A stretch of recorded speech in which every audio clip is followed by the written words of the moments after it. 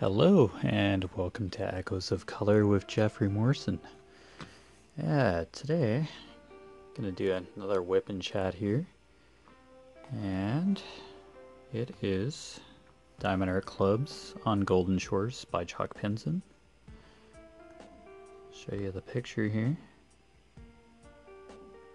Pretty cool.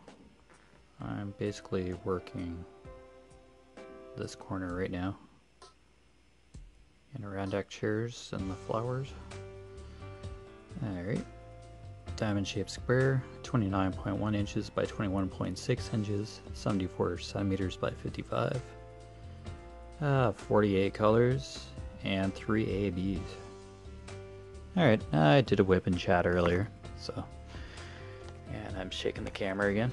Yeah, I just felt like turning the camera on and diving into another one to get some more content slapped onto the channel here. Yeah, because I work Wednesday, Thursday this week, so it kind of cuts off times that I can film a whip and chat. Okay, basically done like 3 or 4 different shades of green just in this corner alone. But, okay, we'll see what the C is. 701 is another shade of green. Holy crap, the range of greens on here. It's hilarious. It's gonna be like so detailed. This is just like flower bushes. This is like one bush of flowers as it is. 701 is C. Yep. Anyway, how's everybody doing? Hope you're doing well. Yeah. I don't know. Thing I like about filming whip and chats is that I can like just do it anytime. And I can upload it onto Echoes of Color channel pretty quick. So it's good. And they're fairly versatile to get a whip and chat up and going, so yeah. But I hope everybody's doing well. This does help other people diamond paint, so while I diamond paint, you can diamond paint as well, or craft, or just relax as you go. So if I give that kind of vibe off, then that's all good. Yeah, I just gotta sit down and diamond paint when I can, so that's basically how I look at it. Or craft when you can. Wow, I just worked on a really bright green, like just before I started filming. I probably missed a few of the symbols, but I know I missed one of the darker green symbols that I did before in the other whip and chat that I did earlier, so yeah. It's all good. Yeah, it's just that I didn't get to work on this canvas on the weekend, so, because I was working, so yeah, I'll try and slide in whip and chats as much as I can. It's what I can do right now. It just makes it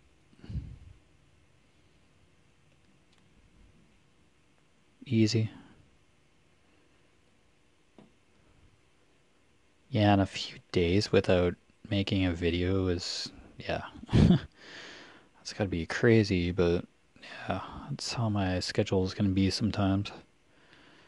And I rotate into night shift next month too, so but I'll work it in, see what days I have off, and film when I can, so yeah. On my days off, I'm gonna be up during the day, like a night shift, so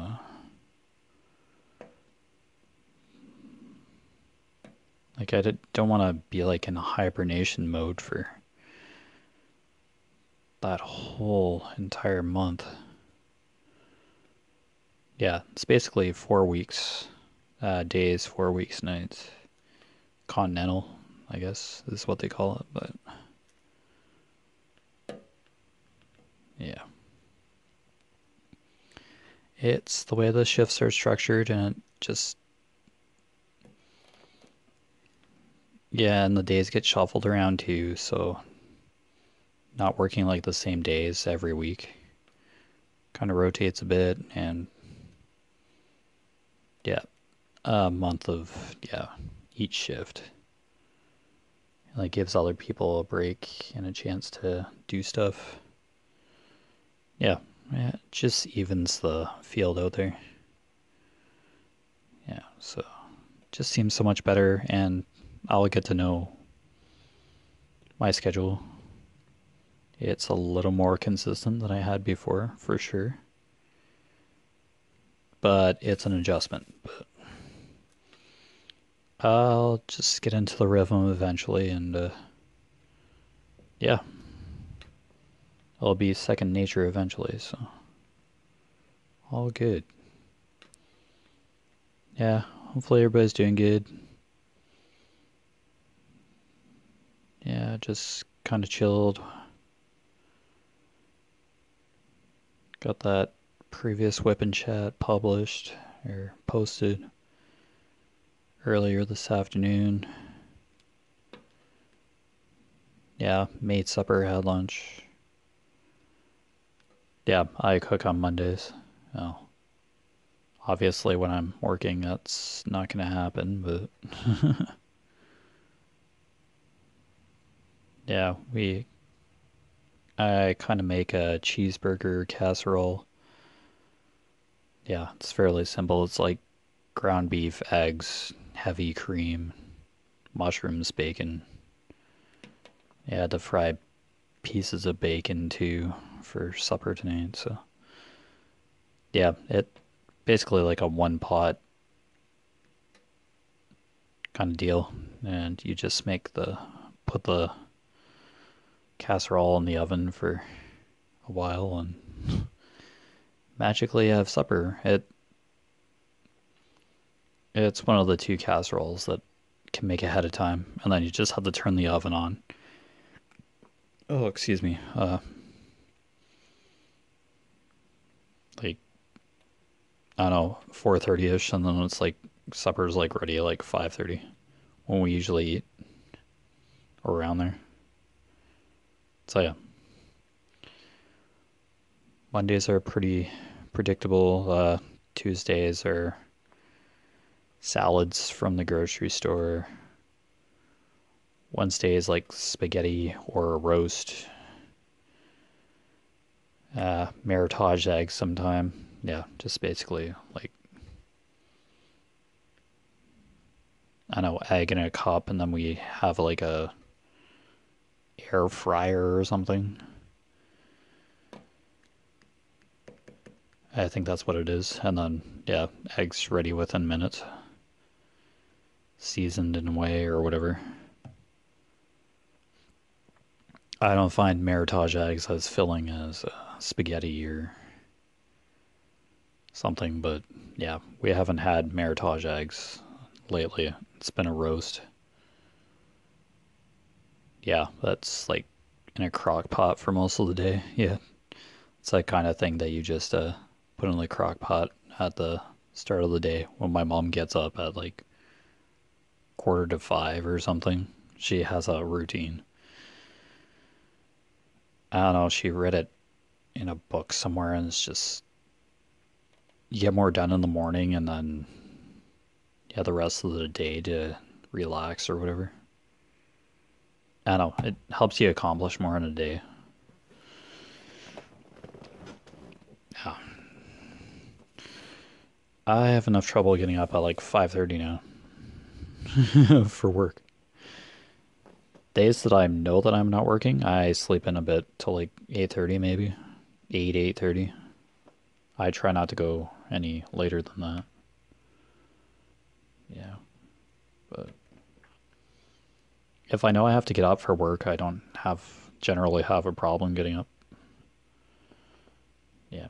And I have to drive that a little bit more now, but I just live outside town where I work, so it's really no longer that 3 or so minute commute to my previous employer. It's more of a longer drive. 701C. Okay.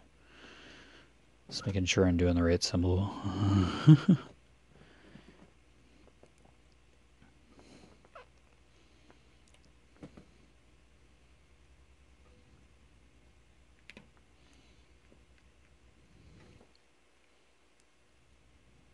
I don't know. It work's gonna be a lot better now.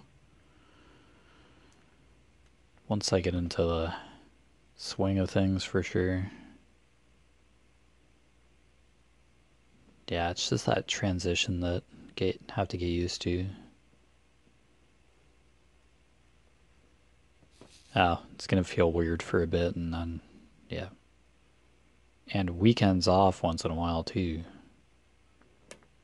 So I'll probably be filming whip and chats some weekends. It's not gonna be consistent weekends though. Yeah, it's just yeah. Not gonna know what to do with myself this weekend because I'm off. It's gonna be like, what?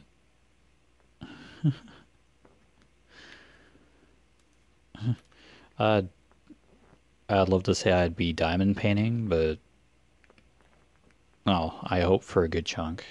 But yeah, I can't be diamond painting all the time either. So yeah, I have to do other real life stuff too. But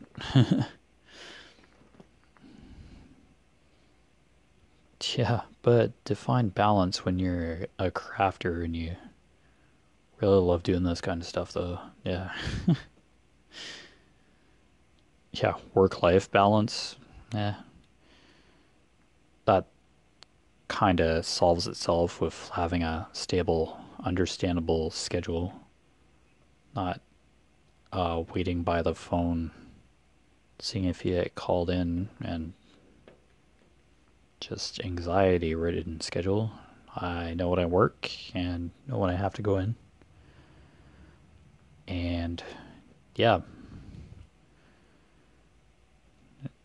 it'll be something different to do every day that I'm in, as it's not a consistent doing something the same thing consistently. I could be packaging product one day for nearly the entire shift and tidying up at the end, or I could be doing cleaning the line for the entire day and getting ready for the next product run. Yeah, it's going to be different, but it kind of becomes routine. Yeah. It's,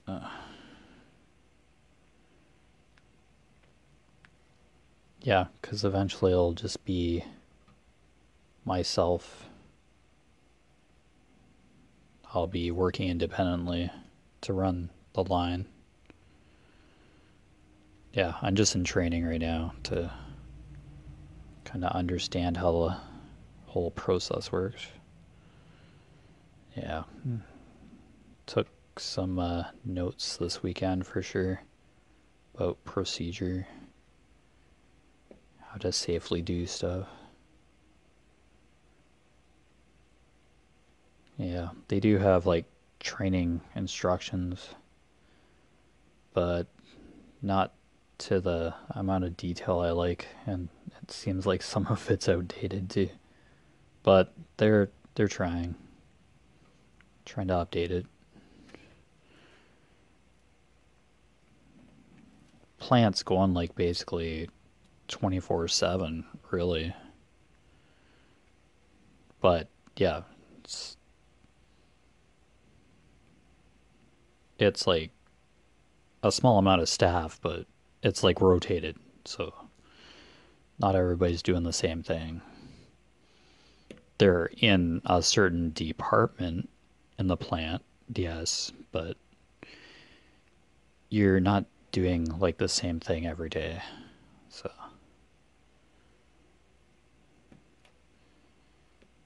yeah, it's certainly a huge shift for sure.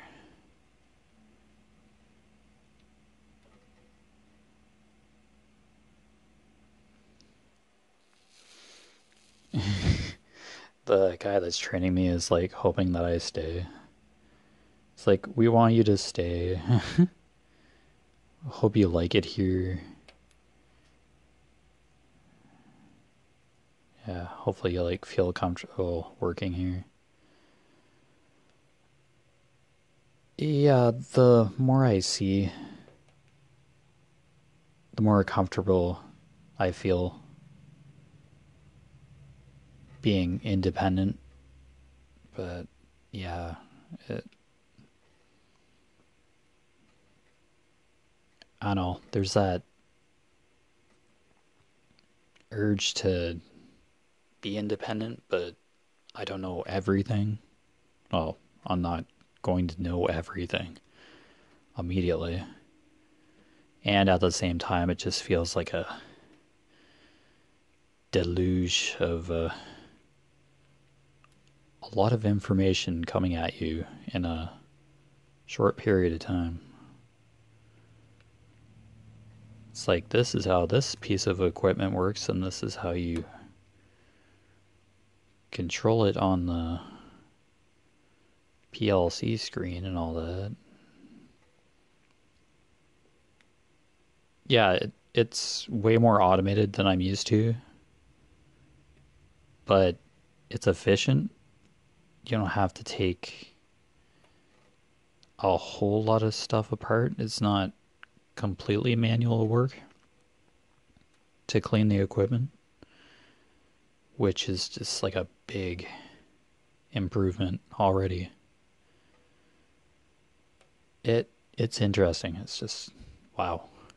And it's another aspect of the industry too. It's egg. Yeah, dried egg. So yeah, basically powdered egg. It's yeah. You basically take the water out of the a whole egg or the yolk or the egg white, however it comes to the plant, as liquid egg, and basically dried it. That's basically where I am right now. Drying out egg and packaging it. Yeah. It's the best way to describe it, to be frank. And it goes through an interesting process, but yeah, I won't get too involved with that. Yeah, I don't want to share too much more, but yeah. We're basically the only drying plant in Ontario, I guess, in this area. So we're in high demand. Our product is in high demand. So yeah, there's work to be had there for sure.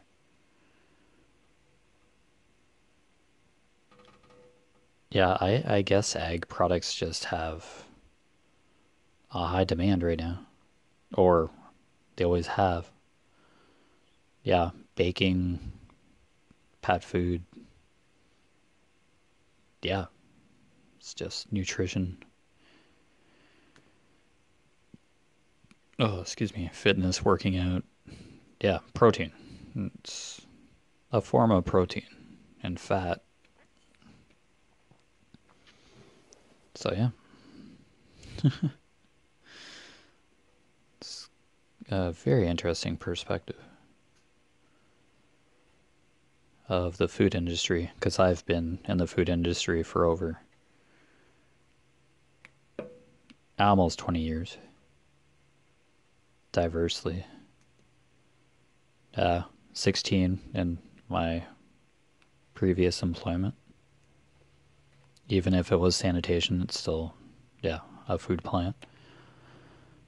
I did production for the first year that I was there, uh, making packaging tortillas, and I packaged chips a few weeks ago for a shift. Yeah, I did production. But yeah, this is a totally different perspective of the food industry, which I kind of mentioned in my interview. Which, I don't know, I was nervous, of course, but once the interview started, is a very comfortable, approachable, friendly atmosphere. It's like they were amazed that I was employed at the same place for like 16 years. Yeah, basically after high school. Yeah, I finished high school and then was basically had to have a job for 16 years. It was a big part of my life, for sure. Yeah, it was great at the start. Fairly simple, straightforward. Do your job, punch out, well, punch in, punch out, leave. Yeah, and it was such a great atmosphere. And then they expanded operations and management changed and staff left, morale went down, and it just corroded ever since. Just when you thought you had the optimism that it would get better, it just collapsed. Yeah, this is like almost like 15 years later. First 5 or 10 years was great, and then it just, yeah. Once the expansion, like, just wanted to expand operations and do more things, and it was just too quick, and then just kind of suffered growing pains. But yeah, business is about taking risks or seeing risk and reward. But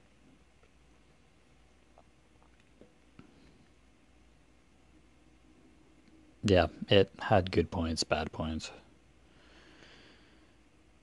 Yeah. All I can do now is look forward and see where I can go from here.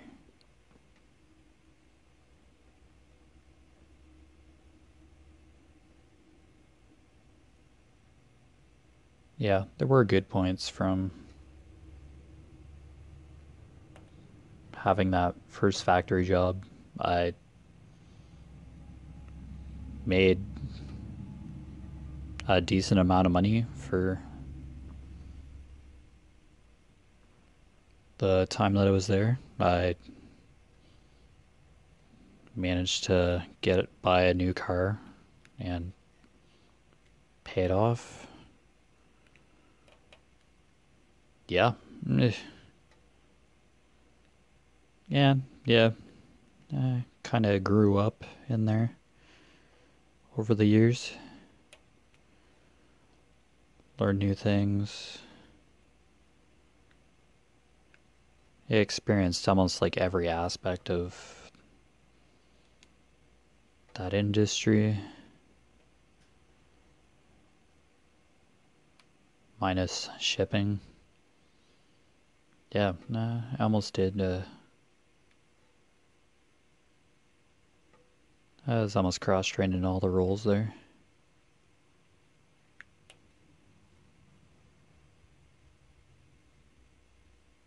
Yeah. Um,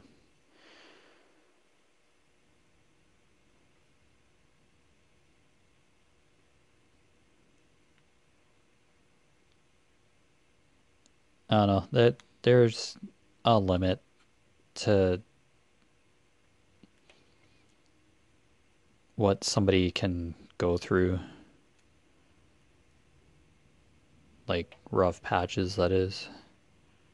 There's like a limit of patience that people have, or I have, when stuff just goes awry and it's like beyond my control. And when something works and then somebody suddenly changes it, changes a procedure or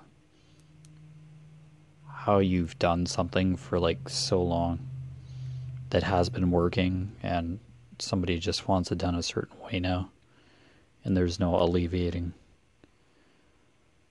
from that path, and they have not been here very long, and they feel that they know how to do stuff. Just, yeah, it just really irked me. And not being able to approach a supervisor or upper management and have a real solid conversation, or be able to suggest something, an improvement, or ask for help for something without getting looked at funny or yelled at. It's like when you lose the basis of communication with people of upper authority or owners or managers, once you sever that connection between staff, yeah, worker, employee, and upper management in a food plant, it's going to affect operations. People, yeah, people I've worked with there just only have so much patience and tolerance, especially like the line workers who had been there. Some of them had been there since the, excuse me, since the plant was owned by the previous owner. That was like nearly like 20 years ago. I'm like 4 years short of the 20 or so years that that plant had been in operation, or has been in operation.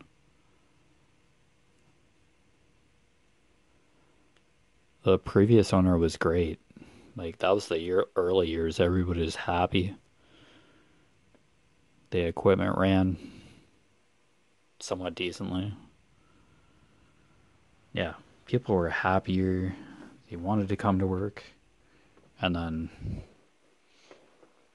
new management came in and just totally ran the place into the ground. Yeah. And then morale just dropped. What a difference. Like, wasn't any of the staff's fault. It was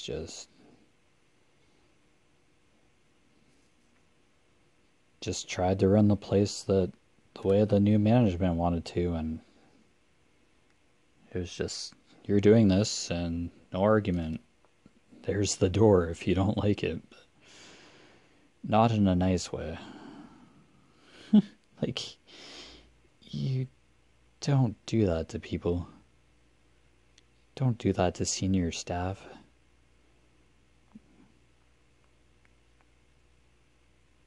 Yeah, I've been there over a decade and had been there over a decade and I suddenly get treated like garbage? Like,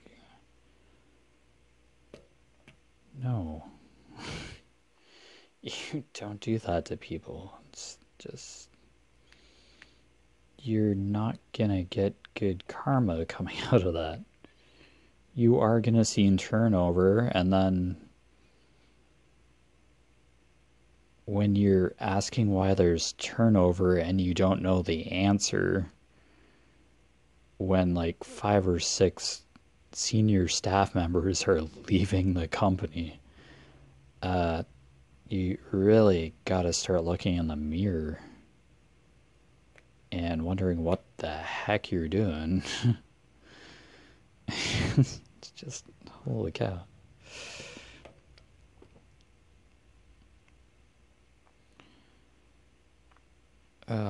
Yeah.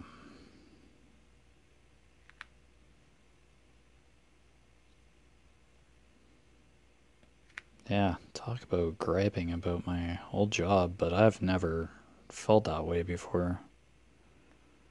I've had never been laid off or wanted to quit a job so bad. I've had to quit a job before only because I moved, but I still wanted to work. I still love that job, but made the choice to move to St. Mary's all those years ago. This is uh probably grade 10. Yeah, I finished grade 10 in Stratford at Stratford Central Secondary School. I think that's the year I broke my leg. Yeah, I like uh was casted for a year when I broke my leg, grade 10, I think it was. Yeah, it was a couple of years before I moved to St. Mary's, Ontario here. Yeah, broke my leg, was homeschooled.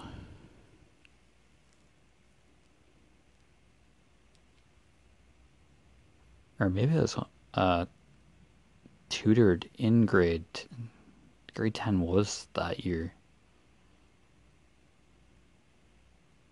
Then I moved to St. Mary's. Okay, yeah, it's fuzzy, but around there, that's when I got a spiral tibia fracture from like Christmas holidays. Like literally the day going back to for Christmas from Christmas holidays, I broke my leg. First ambulance ride and first shot of morphine into my backside, I think is how they did it. So yeah. You can drink all the milk and be like the healthiest person in the world or whatever and twist your leg the wrong way to try and recover and hear a snap and not be able to stand back up even with somebody's like you're leaning on somebody's shoulder and you try to walk and all you feel is pain.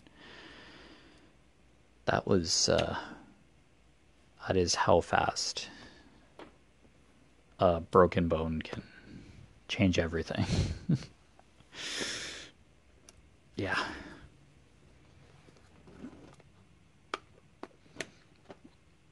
That's probably like my most major injury, like broken bone. Uh, Burn marks or burns, scars from burns, chemical burns would be number 2. Number 3, a scar on the back of my head from my brother hitting me with a tent pole because I was holding garden shears when I was really young.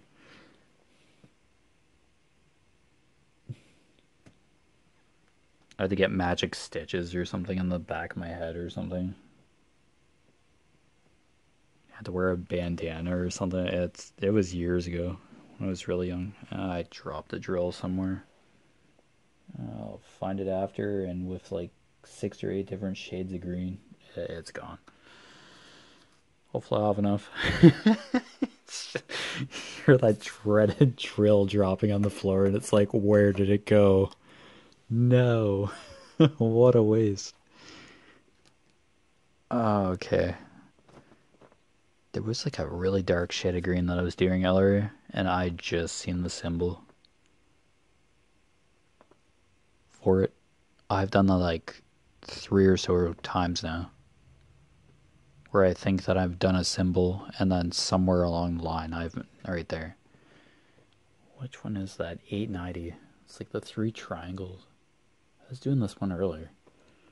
Oh, the first whip in chat today.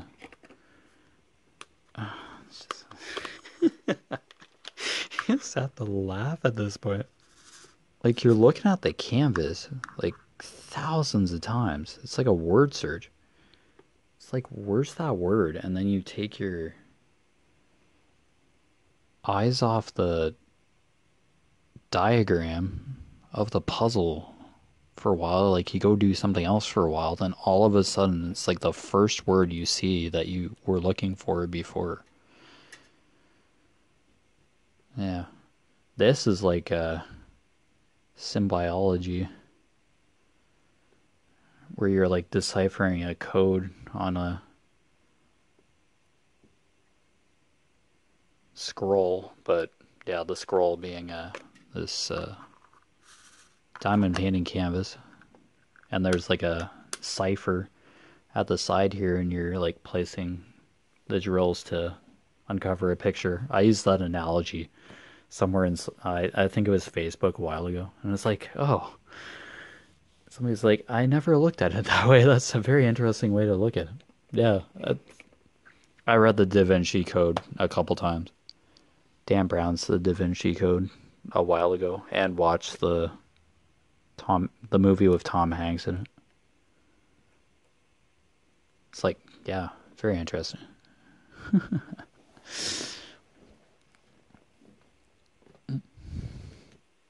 Yeah, symbiologist. I forget the character's name for the life of me. He wore a Mickey Mouse watch.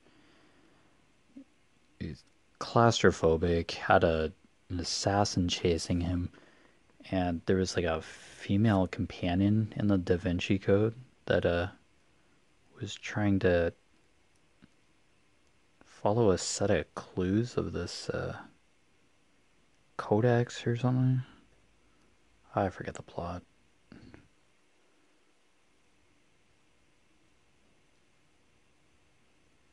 Whose hair? Oh, cat hair on the canvas. Okay, there we go. Yeah, so I kind of, on the canvas, I just kind of do symbol by symbol here. So from right to left, I just kind of go up a row. So I'll do this like red left pointing arrow, and it's the 666 red. 666. Awesome. 666. Miss Coffee's favorite color. Miss Crochet and Coffee's favorite color. That is a very sexy red though. Like, look at that. Holy cow. Very vibrant. Very beautiful. Lovely, lovely. So, we'll do some 666. Finally, a different color. Been seeing green like, pass a little bit, but I'm just kind of doing this in a certain order.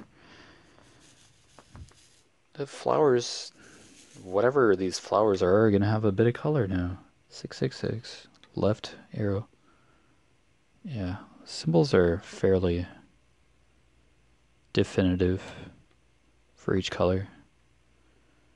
There's a couple confusing arrows that I showed in the unboxing of this a few videos ago. But other than that, these are going to be kind of spread out. But a left-facing arrow, white arrow with a red background.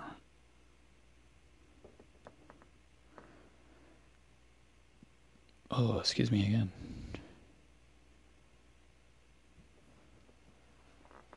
When coffee attacks, I guess, or supper, whatever.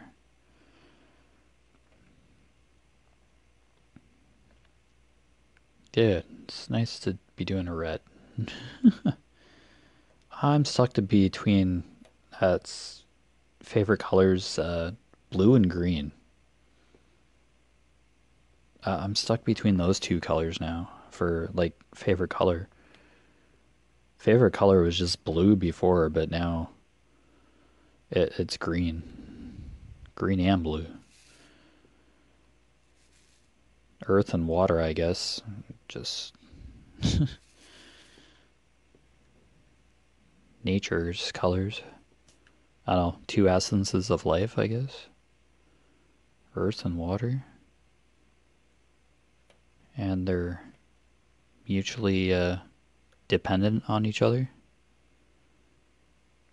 Water nourishes and enriches the life that grows out of the earth.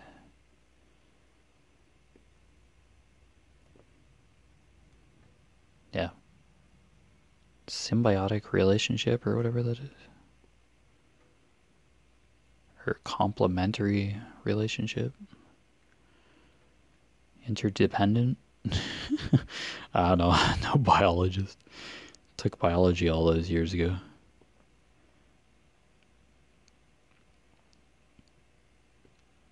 Well, basically one thing that works with the other thing in a mutually beneficial way. I don't know. This ain't no biology class. I can tell you that right now.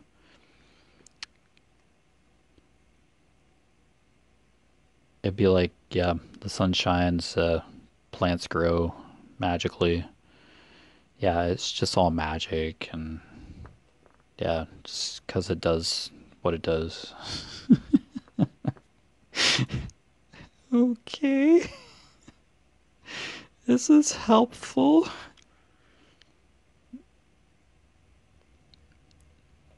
Like that photosynthesis thing, chlorophyll, and plants just love sunlight and they just grow because they want to. Science in like the laziest possible perspective. Yeah, geology. That and stuff's just here. I don't know. Dinosaurs died.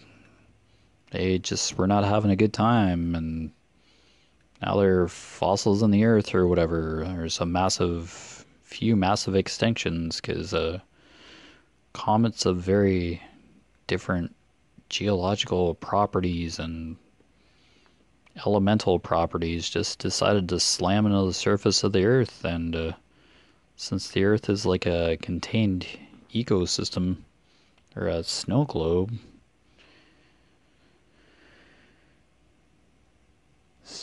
spherical snow globe kind of thing, contained atmosphere, like third planet from the sun, literally.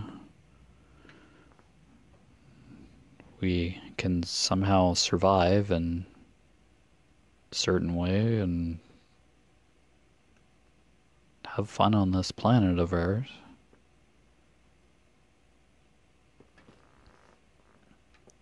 And the planet somehow just finds a way to work its various systems. It's kind of like a living organism in itself. Just does a whole bunch of geological, physical pressure gauged. It's weird. It's weird when you think about it. How the planet just does its thing. Rivers flow in the oceans, and there's like a water table. There's tectonic plates deep under the ocean, and Earth is just on a series of brittle plates that are just floating on magma or something. Mantle. There's like some sort of core to the, I guess, a core of fire or magma or something. The Earth is like transforming because the tectonic plates are hitting one another and it's causing ocean levels to rise and natural disasters. So the physiology of the Earth is changing or something. It it's weird. Just so many things happen and it just makes sense somehow. It's just occurs. Earthquake or a tsunami or hurricanes and ocean currents. Once dormant volcanoes are like blowing their tops just out of nowhere now. Just the Earth is upset or something. It's just having a time these days. It's going through growing phases or a phase of change. Or evolution, maybe. But doesn't everything change eventually? Seems that way, even when you don't want it to.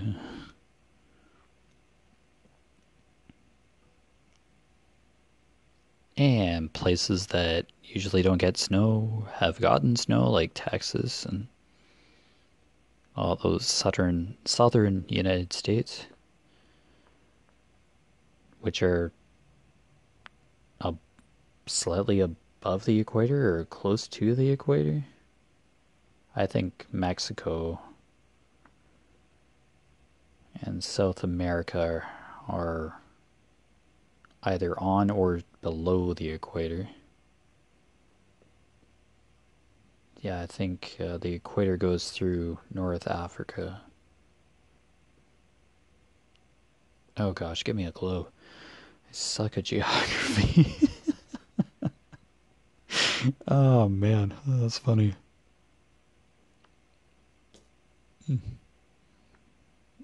Well, let's see what's in the northern hemisphere. Greenland, Alaska, North America, United States of America, part of Russia, Europe, Greenland,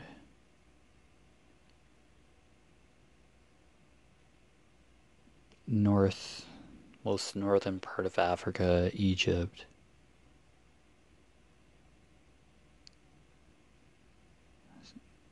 Japan, I don't know if that's probably below.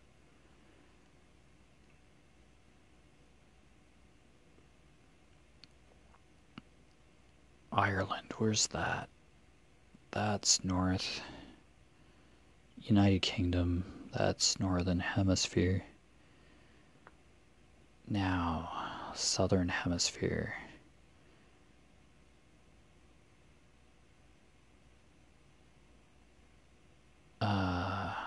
South America, South Africa, Italy, Australia definitely. I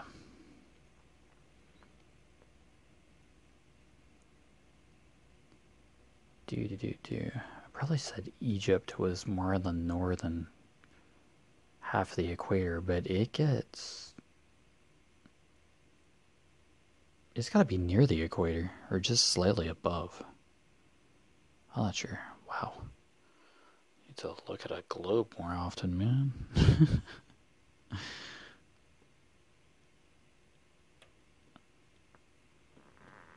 Yeah, I'm just kind of going over where topic was.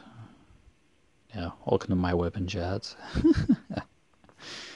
It's going off on a tangent about grocery store apps or Walmart apps and push button starts in your car and cars are vehicles no longer carrying CD players in the dash. Yeah, I just go everywhere in these weapon chats now that I don't have any pre-printed material questions looked up. Yeah, it's just I think you can only do like so many of those getting to know you questions. Like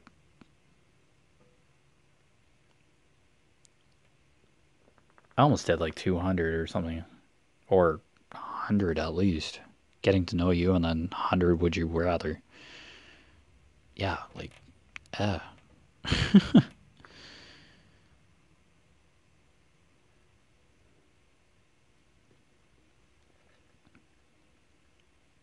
Like, what else can I, like, talk about, really? I don't know. I just kind of go everywhere.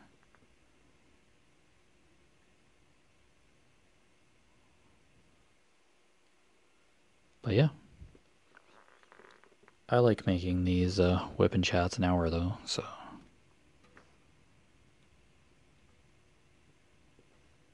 I don't know, because if it was, like, just half an hour, it'd just be like, hi, and then see ya.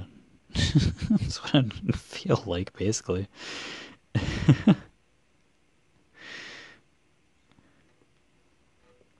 Just like an hour without like looking at a clock. You're like, what? It's been an hour already? It feels like 20 minutes for crying out loud. It's like, what? It's that time? Are you kidding? No way. Yeah, it's a good thing, bad thing. Yeah, if you're really involved in doing something and you don't exactly have a clock beside you, you probably get a lot more done. But if you hear like a clock in the vicinity, hear the ticking, if it's analog, like that second hand just ticking across the face of the clock, then you keep looking up at the clock and it's like, oh, it's only been that long. Oh, what a difference. If you're looking at time passing by, it's going to go slower. If you're not looking at time and you're preoccupied with doing something, it goes faster. Good thing, bad thing at the same time. So,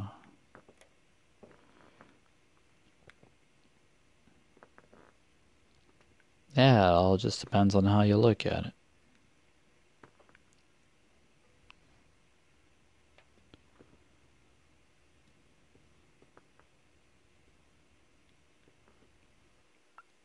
Well, I'm just glad to be turning on a camera and just filming these. It just lets me diamond paint for at least an hour. Guaranteed it drills on the canvas this way. Even though it's been close a couple of times just answering those two different sets of questions at the start there. In the earlier whip and chats, but yeah, I got about like halfway through the hour and it's like, oh, I should probably place at least a drill on the canvas. Yeah, I think there might have been like a whip and chat on here that I just literally placed like probably 10 drills. Or finished a color. It's like, oops. But yeah, made it through a chunk of the questions that I had pre-printed at the time, so I think I did like 3 different sets of questions.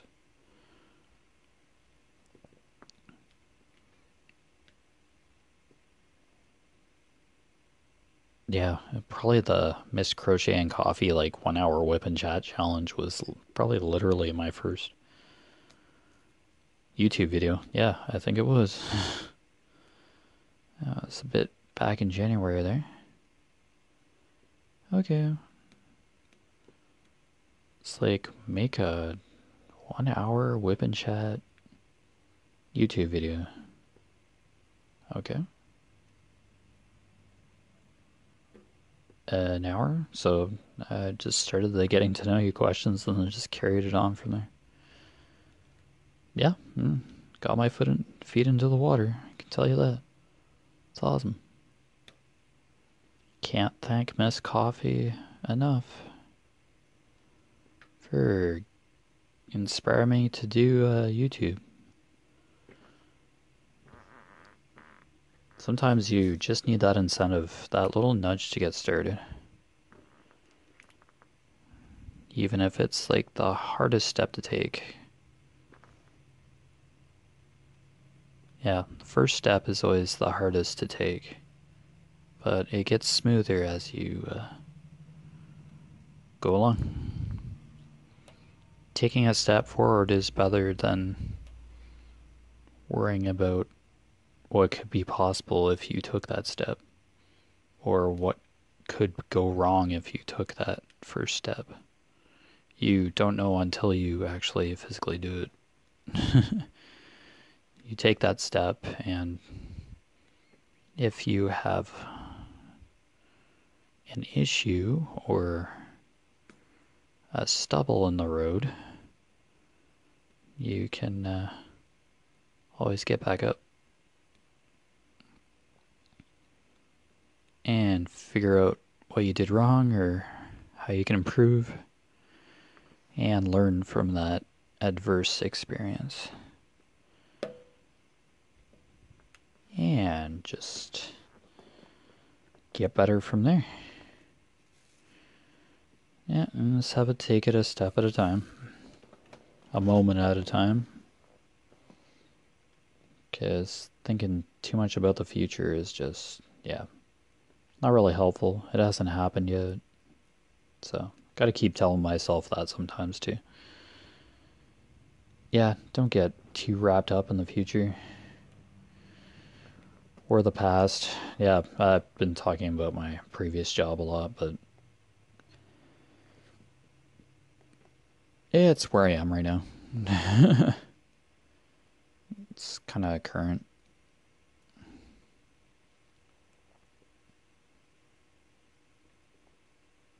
But yeah, I do feel better just kind of describing my current situation because I had never really talked to anybody about any conflicts I've had in the past or issues. Yeah, it's kind of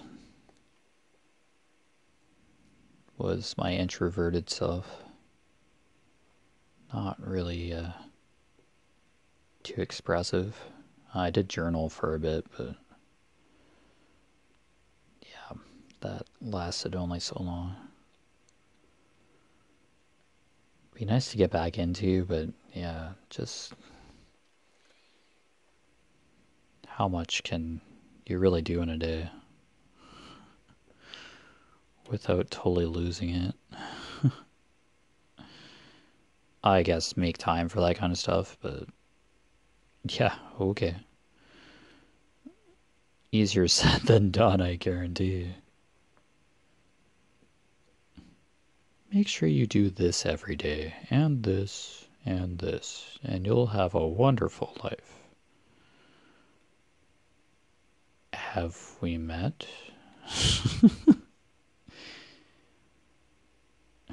You can only eat something the size of your fist. Are you joking? Yikes.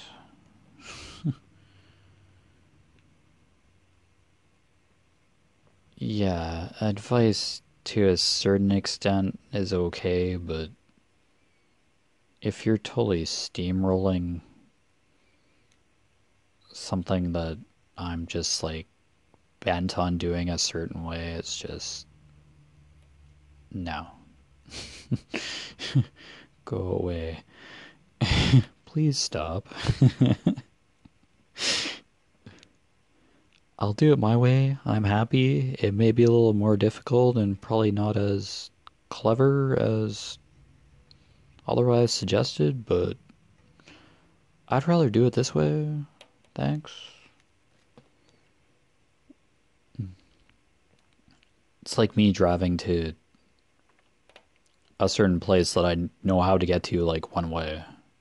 I just keep using that way because that's the way that I know.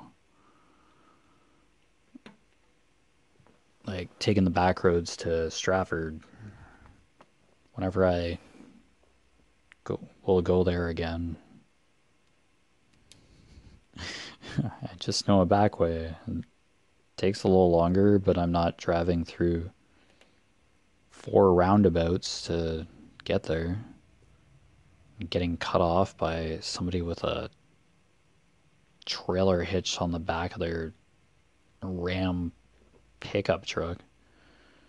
Ugh. Person knew that I was physically in the circle and decides, oh, I'm gonna go in front of you because I have more important stuff to do. And I had a passenger too. Like, you gotta be kidding me. Like, oh. Want to be held responsible for, like, hurting or killing somebody when I'm driving, but really? Roundabout's supposed to prevent accidents, but an accident's just bound to happen if somebody's in a car and just driving it. Or you could be just driving in the middle of nowhere and you blow a tire or something. It's just, stuff's gonna happen. Like, what can you do? Stuff beyond your control and stuff that's within control. It's usually the preventable stuff that just ends up being crazy.